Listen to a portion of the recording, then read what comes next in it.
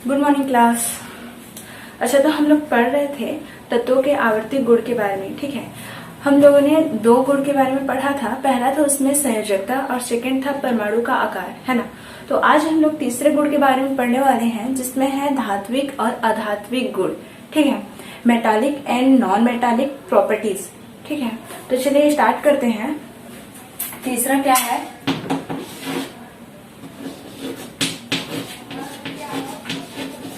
धात्विक गुण। ठीक है, इसके बारे में हम लोग पढ़ने वाले हैं। तो चलिए देखते हैं। हमारे आसपास या फिर पीरियोडिक टेबल में बहुत से तत्व रखे गए हैं, है ना। तो इन तत्वों के कुछ क्या होते हैं? निश्चित गुण धर्म होते हैं। हाँ, इन तत्वों के कुछ निश्चित गुण धर्म होते हैं। उनमें ये देखा गया कि हाँ, ये स्पेसिफिक ये गुण वाला है तो इसको अलग ग्रुप में, इसको अलग ग्रुप में रखा जाएगा। साथ में ये देखा गया कि इनमें कुछ रासायनिक गुण और कुछ भौतिक गुण क्या होते हैं, अलग अलग होते हैं। तो उनके गुण धर्मों को देखते हुए उन्हें 2 पार्ट में बांटा गया। ठीक है, तत्वों के गुण धर्मों को देखते हुए उन्हें 2 पार्ट में बांटा गया। पहला क्या था? धात्विक, और दूसरा क्या था? अधात्विक। ठीक है, किसी भी तत्व को उसके गुण के आधार पर हम लोग 2 भाग में बांट सकते हैं। पहला है धात्विक गुण और दूसरा क्या है? अधात्विक गुण। ठीक है, तो धात्विक गुण क्या है, या फिर ये कहें कि धातु क्या है? जब कोई तत्व इलेक्ट्रॉन त्यागता है और धन आयन बनाता है तो क्या वो किसकी भांति व्यवहार करता है? धातु की भांति, या फिर वो धात्विक गुण रखता है। और दूसरा क्या है? अधात्विक गुण। जब कोई तत्व इलेक्ट्रॉन ग्रहण करता है और ऋण आयन बनाता है तब वह अधातु की भांति व्यवहार करता है, या फिर वह धातु की श्रेणी में धातु को देखते हैं, लिथियम है। ठीक है, इसके पास कितना, इसका परमाणु क्रमांक कितना होता है? 3। तो ये 2 और क्या बनाएगा? 1, है ना। तो यहाँ पे ये 1 इलेक्ट्रॉन को त्याग सकता है ना आसानी से। हाँ, ये 1 इलेक्ट्रॉन को जब त्याग देगा तब ये क्या बनाएगा? अब ये लिथियम प्लस चार्ज। उसी तरह यहाँ पे देखिए, इसका उदाहरण लें, देखते हैं नाइट्रोजन का। ठीक है, नाइट्रोजन का परमाणु क्रमांक कितना होता है? 7 होता है। तो यहाँ पे ये क्या आ जाएगा? 2 और 5, है ना। तो यहाँ पे ये क्या करेगा? नाइट्रोजन कितना इलेक्ट्रॉन ग्रहण करेगा? इसको अपना ऑक्टेट पूरा करना है, तो यहाँ पे ये 3 इलेक्ट्रॉन ग्रहण कर रहे हैं, है ना, नाइट्रोजन। तो यहाँ पे ये कौन सा चार्ज बना रहे हैं? माइनस चार्ज बना रहे हैं, है ना। उसी तरह यहाँ पे देखते हैं फ्लोरीन का। फ्लोरीन का परमाणु क्रमांक कितना होता है? 9 होता है। यहाँ पे 2 and 7 आ जाएगा, है ना। 7 और 2 9। इसको अपना ऑक्टेट पूरा करना है, इसको 8 करना है। तो ये कितने इलेक्ट्रॉन ग्रहण करेगा? 1 इलेक्ट्रॉन ग्रहण कर लेगा। ये भी माइनस चार्ज बना रहा है। यहाँ पे ये जितने इलेक्ट्रॉन ग्रहण कर रहा है उसको भी हम लोग शो कर सकते हैं। ठीक है, जैसे कि ये 2 इलेक्ट्रॉन ग्रहण कर रहा है ना, तो यहाँ पे जैसे कि ये 3 इलेक्ट्रॉन ग्रहण कर रहा है नाइट्रोजन, तो यहाँ पे 3 इलेक्ट्रॉन करके 3-3 इलेक्ट्रॉन लिख सकते हैं, क्योंकि वो 3 इलेक्ट्रॉन ग्रहण करता है। तो ठीक है, तो ये समझ में आ गया धातु क्या होते हैं। वे तत्व जो इलेक्ट्रॉन त्याग कर धन आयन बनाते हैं, इलेक्ट्रॉन त्याग कर धन आयन बनाते हैं, धातु। ये हमारा क्या हो जाएगा? धातु। और वे तत्व जो इलेक्ट्रॉन ग्रहण कर क्या बनाते हैं? ऋण आयन बनाते हैं। यहाँ पे देखो, ये लिथियम 1 इलेक्ट्रॉन को त्यागता है और यहाँ पे ये 7 है, तो ये क्या कर लेगा? 1 इलेक्ट्रॉन को ग्रहण करके ये माइनस चार्ज बना लेगा। तो ये किसकी श्रेणी में आएगा? अधातु की। इतना समझ में आ गया। अब देखते हैं जो आवर्त सारणी है उसमें धातु कहाँ पे रखे गए हैं, अधातु को कहाँ पे रखे गए हैं। ठीक है, तो हम लोग देखते हैं सेकेंड आवर्त के बारे में। ठीक है, इसको नोट कीजिएगा आप लोग। सेकेंड आवर्त में आवर्त कौन सा है? दूसरा आवर्त ना। दूसरा आवर्त में क्या आता है हमारा? Lithium, beryllium, boron, carbon, nitrogen, oxygen, fluorine. जहां पे लिथियम का परमाणु क्रमांक कितना है? 3, बेरिलियम का कितना है? 4, बोरान का कितना? 5, कार्बन का 6, कार्बन का कितना? 6, नाइट्रोजन का 7, यहाँ पे थोड़ा, ऑक्सीजन का 8 और फ्लोरीन का कितना है ना, है ना। तो यहाँ पे ये देखते हैं किसी भी आवर्त में बाएं से दाएं जाने पर धात्विक गुण बढ़ता है कि अधात्विक गुण बढ़ता है, ठीक है।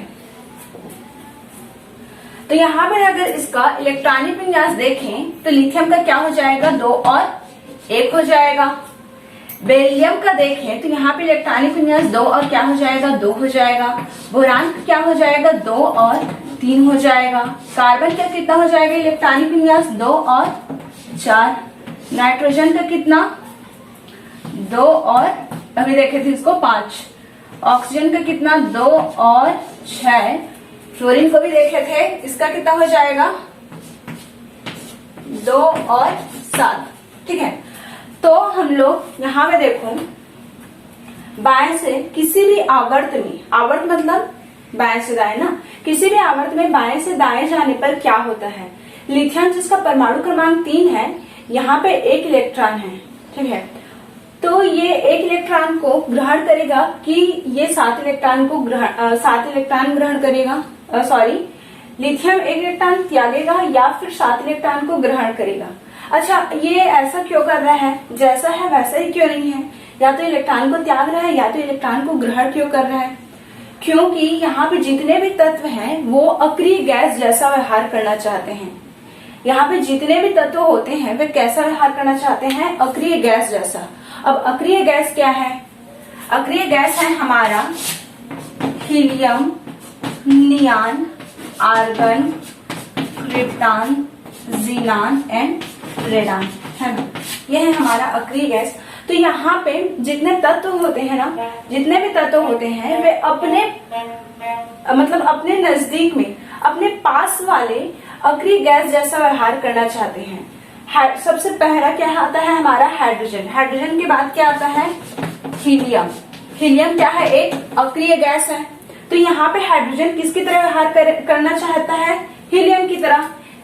देखो हाइड्रोजन आता है, हाइड्रोजन के बाद हीलियम, हीलियम के बाद लिथियम, लिथियम के बाद बेरिलियम, बेरिलियम के बाद बोरान, बोरान के बाद कार्बन, है ना, ये सभी आते हैं।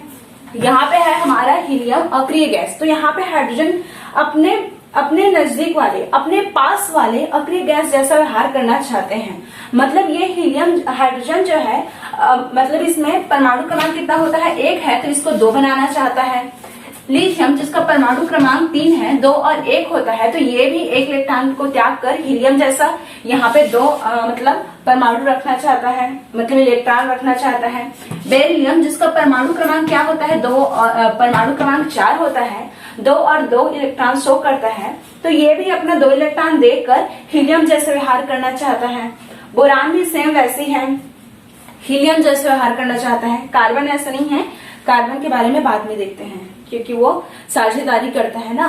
तो यहाँ पे देखते हैं आवर्त सारणी में जितने भी तत्व होते हैं वे अपने पास के अक्रिय गैस जैसा व्यवहार करना चाहते हैं। अब प्रश्न ये उठता है कि वो अक्रिय गैस जैसा व्यवहार क्यों करना चाहते हैं, क्योंकि कोई भी तत्व, कोई भी परमाणु होते हैं वो स्टेबल रहना चाहते हैं। यहाँ पे हीलियम पे 2 इलेक्ट्रॉन होता है जिसका परमाणु क्रमांक 2 होता है, तो यहाँ पे ये पूरी तरह से स्टेबल है, ना तो इलेक्ट्रॉन को ग्रहण करेगा, ना तो इलेक्ट्रॉन को त्यागेगा और ना ही इलेक्ट्रॉन को ग्रहण करेगा। वो अपने में क्या है, बैलेंस्ड है, मतलब क्या है, स्टेबल है। लेकिन यहाँ पे हाइड्रोजन 1 इलेक्ट्रॉन ग्रहण करता है, लिथियम 1 इलेक्ट्रॉन त्यागता है, बेरिलियम भी 2 इलेक्ट्रॉन त्यागता है और बोरान भी क्या करता है, 3 इलेक्ट्रॉन त्याग लेता है, ठीक है। तो यहाँ पे ये तो समझ में आ गया। यहाँ पे ये इलेक्ट्रॉन ग्रहण, यहाँ पे लिथियम 1 इलेक्ट्रॉन को क्या करेगा, त्यागेगा। इसकी अपेक्षा अगर 2 और यहाँ पे अगर ये 7 इलेक्ट्रॉन ग्रहण करता है, ठीक है, 1 है, अगर ये 7 इलेक्ट्रॉन और ग्रहण करता है, कौन, ये लिथियम, तो इसके लिए ज्यादा एनर्जी चाहिए क्योंकि 7 इलेक्ट्रॉन को ग्रहण कर रहा है ना ये। तो ये ऐसे में क्या करता है, ये अपना 1 इलेक्ट्रॉन को आसानी से त्याग देता है और क्या बना लेता है, ये द्विग बना लेता है, अपना द्विग पूरा कर लेता है। उसी तरह बेरिलियम जिसका परमाणु क्रमांक 4 है, 2 और 2, ये इसको भी अपना ऑक्टेट पूरा करना है, तो इसको कितना इलेक्ट्रॉन चाहिए, 6 इलेक्ट्रॉन चाहिए। तो 6 इलेक्ट्रॉन ग्रहण करने के लिए बहुत एनर्जी भी तो चाहिए ना, इसी कारण ये भी क्या करता है, 2 इलेक्ट्रॉन को त्याग देता है। उसी तरह बोरान भी क्या करता है, अपना 3 इलेक्ट्रॉन त्याग देता है। और कार्बन क्या होता है, साझेदारी से बंध बनाता है। यहाँ पे नाइट्रोजन का देखें तो यहाँ पे क्या है 2 और 5 है, ठीक है। तो यहाँ पे क्या करेगा, ये 5 इलेक्ट्रॉन को त्यागेगा या फिर 3 इलेक्ट्रॉन ग्रहण करेगा। यहाँ पे नाइट्रोजन जो है 3 इलेक्ट्रॉन को ग्रहण करता है।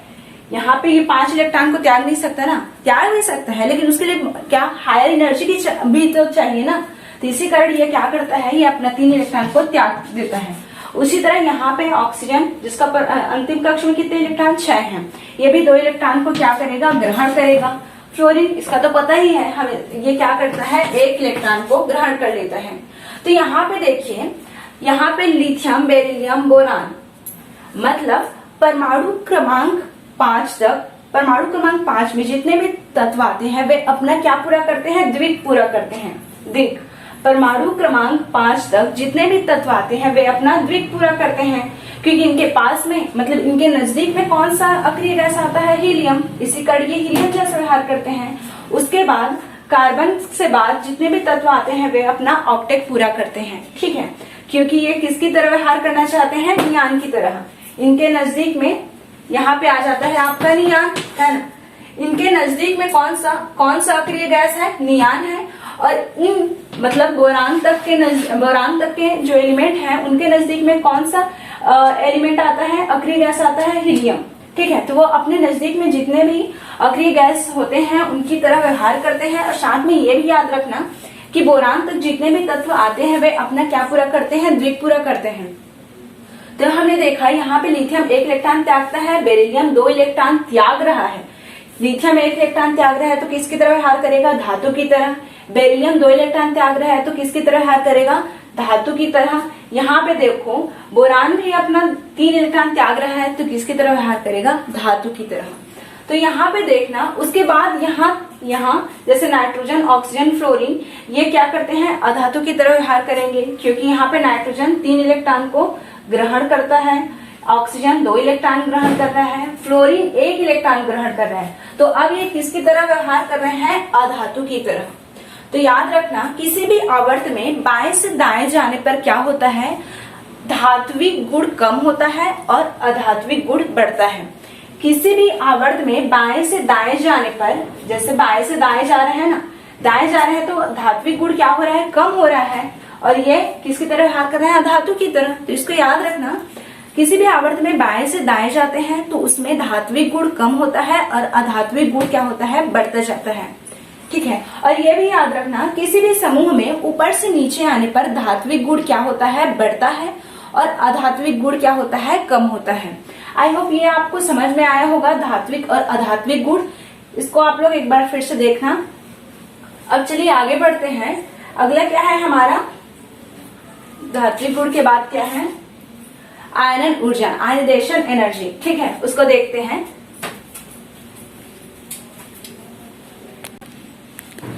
तो चलिए अब आगे बढ़ते हैं और देखते हैं क्या है आयनन ऊर्जा, ठीक है। आयनन ऊर्जा होता क्या है, देखो कोई भी परमाणु जो है वो अपना ऑक्टेट पूरा करना चाहता है, या यूं कहे कि वो अपने नजदीक के अक्रिय गैस जैसा व्यवहार करना चाहता है। अक्रिय गैस तो पता ही है, अभी हमने देखा helium, neon, argon, krypton, xenon और रेडान, ठीक है। तो वो जो तत्व होते हैं वे अक्रिय गैस जैसा व्यवहार करना चाहते हैं। तो यहाँ पे कोई भी परमाणु है, ठीक है, कोई भी परमाणु के बीच में क्या होता है, प्रोटॉन, और साइड में क्या होता है, इलेक्ट्रॉन, है ना। प्रोटॉन, इलेक्ट्रॉन और क्या होता है, न्यूट्रॉन। तो न्यूट्रॉन के लिए तो कोई चार्ज होता नहीं है, उसमें चार्ज क्या होता है, 0 होता है। इलेक्ट्रॉन में होता है हमारा चार्ज माइनस, प्रोटॉन में क्या होता है, प्लस चार्ज, है ना। तो क्या होता है, आयनन ऊर्जा क्या होता है, किसी भी परमाणु के बाह्यतम कक्ष में, या यूं कहें गैसीय अवस्था में किसी विलगित परमाणु के बाह्यतम कक्ष से 1 इलेक्ट्रॉन निकालने के लिए जितनी ऊर्जा की आवश्यकता होती है उसे क्या कहते हैं, आयनन ऊर्जा, ठीक है। गैसीय अवस्था में किसी विलगित परमाणु के बाह्यतम कक्ष से, विलगित परमाणु के बाह्यतम कक्ष से 1 इलेक्ट्रॉन निकालने के लिए जितनी ऊर्जा की आवश्यकता होती है उसे क्या कहते हैं, आयनन ऊर्जा या फिर आयनाइजेशन एनर्जी। तो यहाँ पे क्या है, जैसा कि कोई भी एटम है हमारे पास, ठीक है, उसके साइड में बाह्यतम कक्ष ना, ऐसा नहीं है कि यहाँ पे अंदर के कक्ष से निकालना है इलेक्ट्रॉन, ऐसा नहीं है, हमें कहाँ से निकालना है, उसके बाहर के कक्ष से। बाहर के कक्ष में जो इलेक्ट्रॉन जो है घूम रहे हैं यहाँ पे, वहां से एक इलेक्ट्रॉन निकालने के लिए, ठीक है, एक इलेक्ट्रॉन निकालने के लिए जितनी ऊर्जा की आवश्यकता होगी उसे क्या कहेंगे हम लोग, आयनन ऊर्जा। ठीक है, यह समझ में आ गया। एक बार फिर से देखिए, गैसीय अवस्था में किसी विलगित परमाणु से, अब ये विलगित परमाणु क्या है, कोई भी परमाणु है, वो ठोस में हो सकता है, द्रव में हो सकता है, या फिर गैस में। तो अगर वो ठोस और द्रव में है तो उसे विलगित करना है, मतलब उसे क्या बनाना है, गैस में बनाना है। कोई भी परमाणु अगर ठोस में है तो उसे क्या करना है, हमें विलगित करना है, मतलब उसे क्या, किसमें चेंज करना है, गैस में चेंज करना है। परमाणु को किसमें चेंज करना है, विलगित करना है, मतलब उस परमाणु की अवस्था को कैसी अवस्था लानी है, गैसीय अवस्था बनानी है हमें।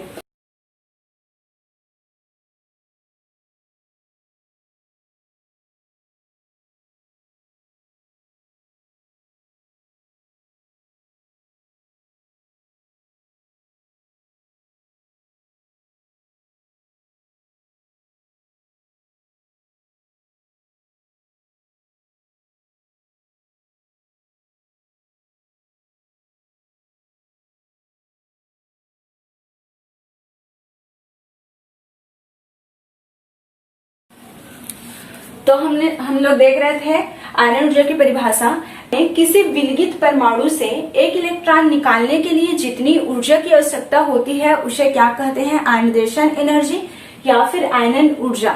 ठीक है, आयनन ऊर्जा समझ में आ गया। यहाँ पे विलगित का मतलब भी समझ में आ गया, उसको क्या करना है, गैसीय अवस्था में लाना है उस परमाणु को। तो यहाँ पे देखो आप लोग, ये जो मैं नियम बताई थी उसको नोट कर लेना आप लोग। अब देखते हैं आयनन ऊर्जा कहाँ पे अधिक होता है, कहाँ पे कम होता है। किसी भी समूह में ऊपर से नीचे जाने पर, समूह को देख रहे हैं, समूह मतलब क्या है, ऊपर से हमें कहाँ जाना है, नीचे जाना है। दूसरे नंबर के समूह के बारे में चर्चा कर रहे हैं। ठीक है, किसी भी समूह में ऊपर से नीचे जाने पर, समूह में ऊपर से नीचे जाने पर आयनन ऊर्जा का मान क्या होता है उसको देख रहे हैं। समूह 2 में आता है lithium, sodium, potassium, rubidium, caesium. Lithium, sodium, potassium, rubidium, caesium, francium. चलो उसको छोड़ो नीचे को। यहाँ पे देखिए आप लोग, किसी भी समूह में ऊपर से नीचे जाने पर क्या होता है, कोष क्या होते हैं, बढ़ते जाते हैं। जैसे कि ये कौन से आवर्त का, कौन से समूह का तत्व है, समूह 2 का तत्व है, लेकिन आवर्त कौन सा है, इसमें कोष कितने होंगे, 1 और 2 कोष होंगे। यहाँ पे कितने कोष हो जाएंगे, 1, 2 और 3, है ना। उसी तरह पोटेशियम में कितने कोष हो जाएंगे, 1, 2, 3 और 4, और बड़ा हो जाएगा इसका आकार, है ना। तो इसी तरह जब हम लोग किसी भी समूह में ऊपर से नीचे आते हैं तो कोष क्या होते जाते हैं, बढ़ते जाते हैं। ध्यान से देखिए आप लोग, लिथियम में यहाँ पे 2 कोष हैं, यहाँ पे 3 कोष आ गया और यहाँ पे 4 कोष आ गया। तो कोष क्या हो रहे हैं, बढ़ते जा रहे हैं। इसका मतलब क्या है, इसका आकार जो है क्या हो रहा है, बढ़ रहा है ना। आकार क्या हो रहा है, बढ़ रहा है। और किसी भी परमाणु में मैंने बोला था, एक तो प्रोटॉन होता है और दूसरा क्या होता है, इलेक्ट्रॉन, जो एक दूसरे के एकदम ऑपोजिट चार्ज होते हैं। एक में होता है प्लस चार्ज, सेकंड में होता है माइनस चार्ज। तो प्लस और माइनस जो होते हैं एक दूसरे को क्या करते हैं, आकर्षित करते हैं। पढ़े थे ना हम लोग, समान चार्ज में क्या होता है, प्रतिकर्षण, और विपरीत चार्ज में क्या होता है, आकर्षण, अट्रैक्शन होता है यहाँ पे। तो यहाँ पे क्या हो गया, यहाँ पे जो नाभिक है वो इलेक्ट्रॉन को क्या करते हैं, आकर्षित करते हैं। अब यहाँ पे चूंकि क्या हो गया, यहाँ पे आकार छोटा था, ठीक है, आकार छोटा था तो नाभिक और इलेक्ट्रॉन एक दूसरे के पास में थी। लेकिन जैसे ही नीचे गए तो थोड़ा सा आकार क्या हो गया, बढ़ गया। अब नाभिक और इलेक्ट्रॉन की दूरी थोड़ी क्या हो गई, बढ़ गई। उसी तरह एक और पार्ट नीचे जाते हैं तो नाभिक और इलेक्ट्रॉन की दूरी और बढ़ जाती है ना। यहाँ पे परमाणु का साइज क्या हो रहा है, बढ़ रहा है, मतलब नाभिक और इलेक्ट्रॉन की दूरी क्या हो रही है, बढ़ रही है। जब किसी भी समूह में ऊपर से नीचे जाते हैं तो कोष क्या होते हैं, बढ़ते जाते हैं। कोष बढ़ने से नाभिक और इलेक्ट्रॉन की दूरी भी क्या होती है, बढ़ती जाती है। जब नाभिक और इलेक्ट्रॉन की दूरी बढ़ती जाएगी तो क्या होगा, कोष क्या होते हैं, बढ़ते जाते हैं। कोष बढ़ने से नाभिक और इलेक्ट्रॉन की दूरी भी क्या होती है, बढ़ती जाती है। जब नाभिक और इलेक्ट्रॉन की दूरी बढ़ती जाएगी तो क्या होगा, कोष क्या होते हैं, बढ़ते जाते हैं। जब नाभिक और इलेक्ट्रॉन की दूरी बढ़ती जाएगी तो हम इलेक्ट्रॉन को आसानी से बाह्यतम कक्ष में जो इलेक्ट्रॉन है उसको आसानी से निकाल सकते हैं, है ना। यहाँ पे देखिए, यहाँ पे आकर्षण ज्यादा है क्योंकि इलेक्ट्रॉन और नाभिक एक दूसरे के पास में है। यहाँ पे आकर्षण इससे थोड़ा क्या है, कम है, क्योंकि इलेक्ट्रॉन और नाभिक थोड़ा दूर चले गए हैं। इसकी अपेक्षा इसमें आकर्षण और भी कम है क्योंकि इलेक्ट्रॉन और नाभिक इसकी अपेक्षा थोड़े और दूर चले गए। तो यहाँ पे अगर दूरी बढ़ेगी तो यहाँ पे आकर्षण भी तो कम हो गया ना। चुंबक को पास में लाते हैं तो आकर्षण होता है, लेकिन दूर ले जाते हैं तो क्या आकर्षण होता है? नहीं होता ना। उसी तरह यहाँ भी हो रहा है, यहाँ पे पास में है नाभिक और इलेक्ट्रॉन तो आकर्षण हो रहा है। जैसे जैसे दूर जा रहे हैं तो आकर्षण क्या होता जा रहा है, कम होता जा रहा है। तो यहाँ पे आकर्षण होता है ना, तो ये नाभिक क्या होता है, इलेक्ट्रॉन को बांध के रखता है। आकर्षण अधिक है, इसका मतलब ये है कि नाभिक इलेक्ट्रॉन को बहुत अच्छे से मजबूती से बांधा है। यहाँ पे आकर्षण थोड़ा कम है, इसका मतलब थोड़े कम मजबूती से बांधा है। यहाँ पे आकर्षण और भी कम है, इसका मतलब ये और बहुत ही कम मतलब लूज में बांधा हुआ है इलेक्ट्रॉन को। तो यहाँ पे एकदम स्ट्रांगली बांध है, तो यहाँ पे इलेक्ट्रॉन को निकालने के लिए हमें अधिक ऊर्जा चाहिए, है ना। यहाँ पे ज्यादा ऊर्जा चाहिए क्योंकि एक दूसरे के बहुत स्ट्रांगली क्या किए हैं, आकर्षित किए हैं। लेकिन इसकी अपेक्षा यहाँ पे आकर्षण क्या है, कम है। तो यहाँ से इलेक्ट्रॉन को निकालने के लिए हमें थोड़ी कम ऊर्जा चाहिए। यहाँ पे यहाँ पे सेकंड में इलेक्ट्रॉन को निकालने के लिए थोड़ी कम ऊर्जा चाहिए। और यहाँ पे बहुत लूजली बंधे हुए हैं, एकदम थोड़ा से बहुत लूजली, मतलब क्या बोलते हैं उसको, अब समझ जाइए। यहाँ पे क्या है, ये लूजली बंधे हुए हैं, तो इसमें यहाँ से इलेक्ट्रॉन को निकालने के लिए क्या है, हमें थोड़ी और कम ऊर्जा चाहिए। तो इस प्रकार हम लोग देखते हैं कि आकर्षण अगर ज्यादा है तो ऊर्जा क्या है, उस इलेक्ट्रॉन को, आकर्षण अगर ज्यादा है तो बाहर में बाह्यतम कक्ष में जो इलेक्ट्रॉन है उसको निकालने के लिए ज्यादा ऊर्जा चाहिए।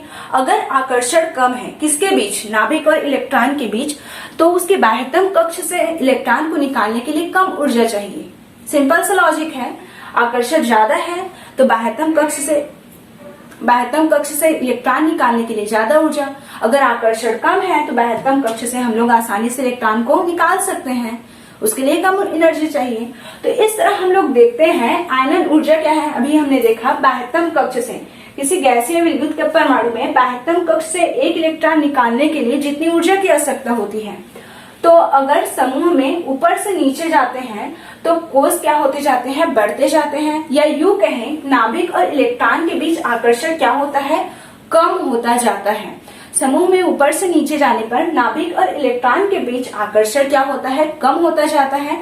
तो इस कारण आयनन ऊर्जा का मान भी अगर समूह में ऊपर से नीचे आए तो क्या होता जाएगा, कम होता जाएगा। ये समझ में आ गया होगा आप लोग को। एक बार फिर से देखिएगा इसको। अब हम लोग देखते हैं आवर्त में क्या होता है।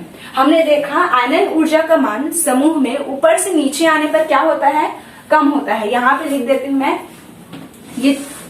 ये जो यहाँ पे जो डॉट दिख रहा है, ये क्या है, तीर का चिन्ह जो दिख रहा है वो क्या है, ऊपर से नीचे आ रहा है, उसको शो कर रहा है ना। तो ऊपर से नीचे आएंगे तो आयनन ऊर्जा क्या होती जाएगी, आयनन ऊर्जा क्या होती जाएगी, कम होगी।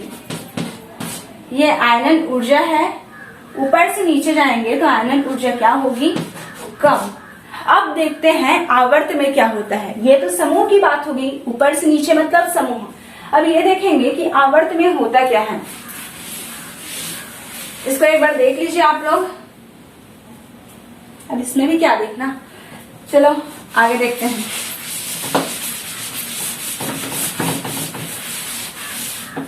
सेकेंड आवर्त को ही देखते हैं, दूसरा आवर्त के बारे में। तो दूसरा आवर्त में आता है आपका lithium, beryllium, boron, carbon, nitrogen, oxygen, fluorine. चलो ध्यान से ले लेते हैं। 4 6 7 8। तो आयनन ऊर्जा को देख रहे हैं। किसी भी आवर्त में बाएं से दाएं जाने पर आयनन ऊर्जा का मान क्या होता है उसको देखना है ना। ठीक, किसी भी आवर्त में बाएं से दाएं जाते हैं तो क्या होते हैं, क्या कोश बढ़ेगा क्या। जिस तरह समूह में ऊपर से नीचे आ रहे थे तो कोश क्या होता था, बढ़ता जा रहा था, है ना। लेकिन आवर्त में क्या कोस बढ़ेगा कि नहीं? आंसर दीजिए जल्दी। गुड, बहुत अच्छा था। यहाँ पे देखिए किसी भी आवर्त में बाएं से दाएं जाते हैं तो कोस क्या है, नहीं बढ़ता है। यहाँ पे सामने में दूसरा दिख रहा है, मतलब यहाँ पे 2 ही कोस रहेंगे। दूसरा आवर्त है, इसका मतलब ये है कि उसमें बीच में क्या है, प्रोटॉन है, और बाहर में क्या है, 2 कोस हैं। अगर ये तीसरा आवर्त को देखते तो वहां पे क्या होता, 3 कोस होता, 1, 2 और 3, है ना। उसी तरह चौथा आवर्त के बारे में देखते तो उनमें चौथा आवर्त में जितने भी तत्व आ रहे हैं उनमें सिर्फ 4 ही कोस होता। समझ में आ रहा होगा आप लोग को। दूसरा आवर्त के बारे में देख रहे हैं तो 2 ही कोस होंगे। दूसरा आवर्त में जितने भी तत्व हैं उनमें सिर्फ 2 ही कोस होंगे। अगर तीसरा आवर्त के बारे में देख रहे हैं तो तीसरा आवर्त में जितने भी तत्व आ रहे हैं उनमें 3 कोस होंगे। समझ में आ रहा है। लेकिन समूह में ऐसा नहीं होता। समूह में अगर दूसरा आवर्त के बारे में देख रहे हैं तो उनमें 2 कोस होगा, तीसरा आवर्त के बारे में देख रहे हैं तो उनमें 3 कोस होगा, अगर चौथा आवर्त के बारे में देख रहे हैं तो उनमें 4 कोस होगा। आवर्त जो है किसको डिसाइड करेगा कि उसमें कितने कोश होंगे। समझ में आ रहा है। आवर्त 2 है तो कोस कितना, 2। आवर्त 3 है या फिर तीसरा आवर्त है तो कितना कोस होगा, 3। चौथा आवर्त है तो कितना कोस होगा, 4। ठीक है। तो अब हम लोग देखते हैं दूसरे आवर्त के तत्व के बारे में। लिथियम है जिसका परमाणु क्रमांक 3, अब तो याद ही हो गया होगा, है ना। Nitrogen 7, oxygen 8, fluorine 9, नियान 10। Good, very good. यहाँ पे देखो लिथियम, इसमें 2 कोस हैं, इसको भी देख लेते हैं। इसमें कितना कोस होगा, इसमें भी 2 कोस होगा, क्योंकि आवर्त कौन सा है हमारा, गुड, दूसरा आवर्त। कार्बन कितना, कार्बन में भी 2 कोस।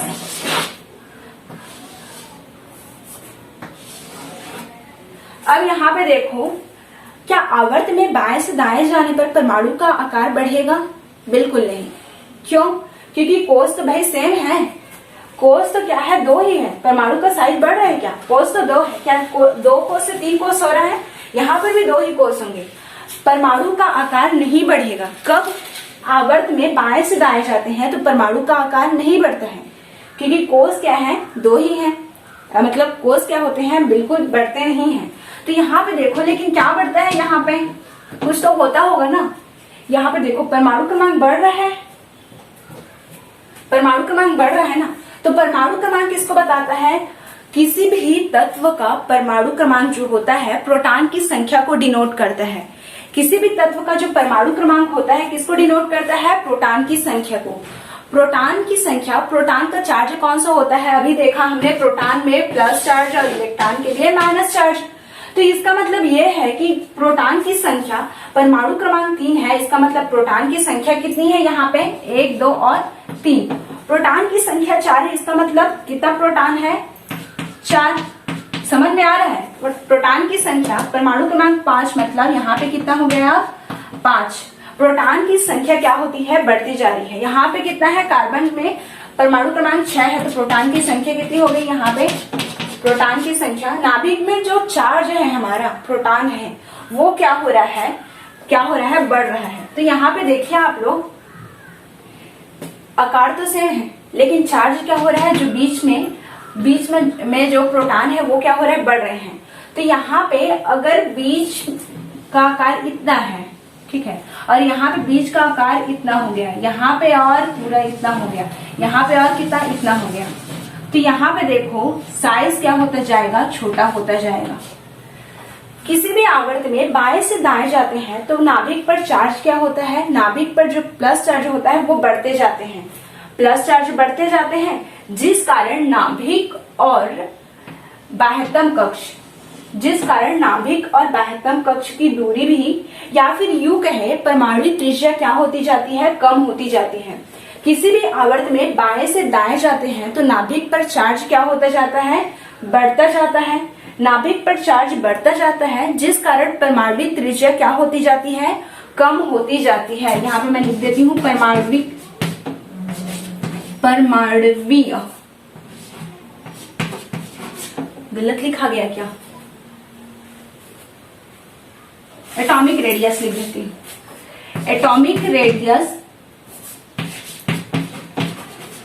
एटॉमिक रेडियस क्या होती जाती है, कम होती जाती है, डिक्रीज, है ना। चलो कम लिख देती हूँ। किसी भी आवर्त में बाएं से दाएं जाते हैं तो नाभिक पर जो चार्ज होता है वो क्या होता है, बढ़ता जाता है। तो एटॉमिक साइज जो है, एटॉमिक रेडियस, परमाणु त्रिज्या क्या होती जाती है, कम होती जाती है।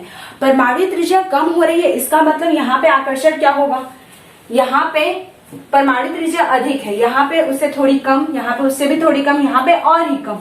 यहाँ पे क्या है, थोड़ी परमाणु त्रिज्या ज्यादा है, तो यहाँ पे आकर्षण क्या होगा, इलेक्ट्रॉन और नाभिक के बीच आकर्षण थोड़ा कम होगा।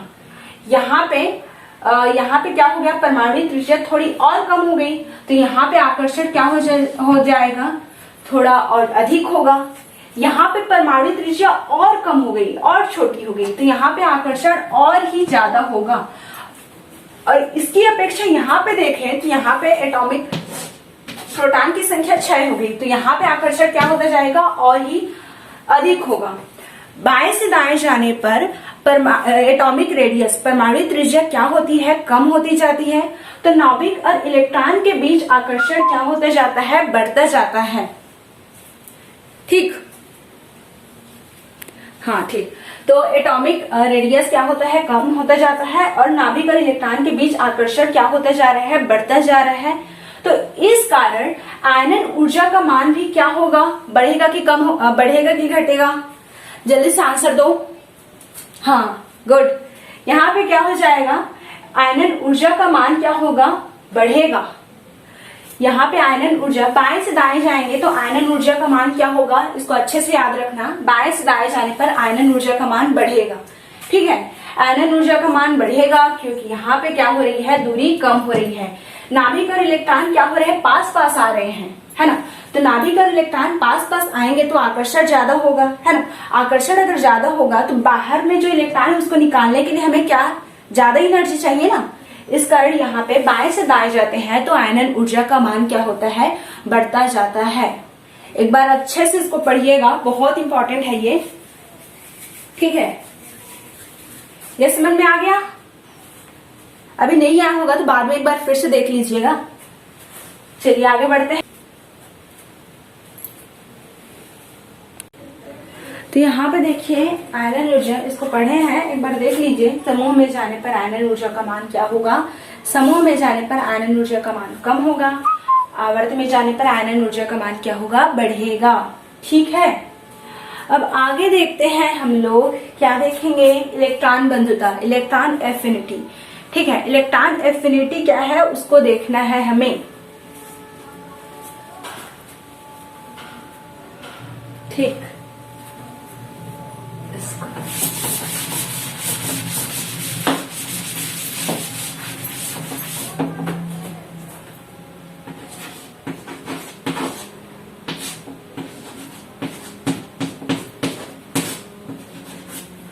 इलेक्ट्रॉन बंधुता, ठीक है, या इसको इंग्लिश में क्या बोलेंगे, इलेक्ट्रॉन एफिनिटी। ठीक है, तो देखो यहाँ पे इलेक्ट्रॉन बंधुता होता क्या है। इलेक्ट्रॉन बंधुता मतलब इलेक्ट्रॉन को बांधने की क्षमता। ठीक है, इलेक्ट्रॉन बंधुता मतलब इलेक्ट्रॉन को बांधने की क्षमता। तो इलेक्ट्रॉन को बांधने की क्षमता किसकी अधिक होती है, किसकी कम होती है, ये देखेंगे। पहले इलेक्ट्रॉन बंधुता की परिभाषा को देखते हैं। कोई भी परमाणु या फिर किसी परमाणु द्वारा एक इलेक्ट्रॉन प्रवेश कराने पर, ठीक है, किसी भी परमाणु द्वारा एक इलेक्ट्रॉन को प्रवेश कराए जाने पर वहां पे जो ऊर्जा निकलती है, ठीक है, इसी ऊर्जा को हम लोग क्या कहते हैं, इलेक्ट्रॉन बंधुता। किसी भी परमाणु द्वारा एक इलेक्ट्रॉन ग्रहण करने पर या फिर किसी भी परमाणु द्वारा एक इलेक्ट्रॉन प्रवेश कराए जाने पर जो ऊर्जा मुक्त होती है उसे क्या कहेंगे हम लोग, इलेक्ट्रॉन बंधुता। ठीक है, समझ में आ गया। जैसे कि यहाँ पे है हमारा क्लोरीन। क्लोरीन पता है 2 8 क्या होता है, परमाणु क्रमांक 17 2 8 7, इलेक्ट्रॉनिक विन्यास 2 8 7 होता है। अपना ऑक्टेट पूरा करने के लिए ये एक इलेक्ट्रॉन ग्रहण करेगा, है ना। तो ये एक इलेक्ट्रॉन ग्रहण किया है, तो यहाँ पे अब कौन सा इलेक्ट्रॉन ग्रहण किया है, तो यहाँ पे माइनस चार्ज आएगा। इलेक्ट्रॉन यहाँ पे क्लोरीन एक इलेक्ट्रॉन ग्रहण किया है तो यहाँ पे तो माइनस चार्ज आएगा ही आएगा, इतना तो पता है। अब यहाँ पे कुछ ऊर्जा निकलेगी, यहाँ पे क्या निकलेगी, कुछ ऊर्जा निकलेगी। सभी के लिए अलग अलग ऊर्जा होती है, किलो जूल में निकलती है। चलो उसको छोड़ो।